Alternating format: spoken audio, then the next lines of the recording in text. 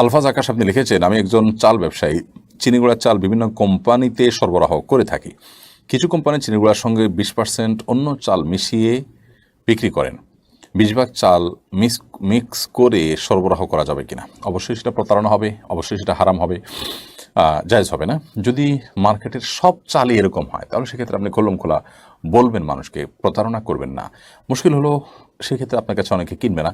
কিন্তু আপনি ক্রেতাকে যদি আপনি আশ্বস্ত করেন যে অন্য সমস্ত চালের সাথে মিলান, সেক্ষেত্রে কিছু ক্রেতা হয়তো আপনি পাবেন। আমি জানি যে আজকাল সমাজটা রন্ধ্রে রন্ধ্রে এত বেশি অপরাধে ভরে গেছে যে যারা সৎ তাদের জন্য টিকে থাকা কঠিন হয়ে যাচ্ছে। কারণ যিনি 20% অন্য চাল মিশিয়ে বিক্রি করছেন এই চিনিগুড়া চালকে, তিনি নিশ্চয়ই দামের ক্ষেত্রে আপনার চাইতে কম বিক্রি করতে পারবেন, যেহেতু আপনি পিওর দিচ্ছেন।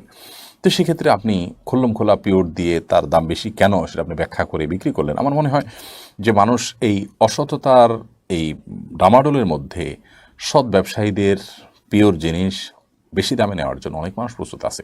হয়তো বিক্রি কম হবে, হয়তো তার মতো আপনার প্রফিট হবে না, কিন্তু দিন শেষে আপনার জাহান্নাম তো হলো না, আপনার জান্নাত নিশ্চিত থাকলো। এই জন্য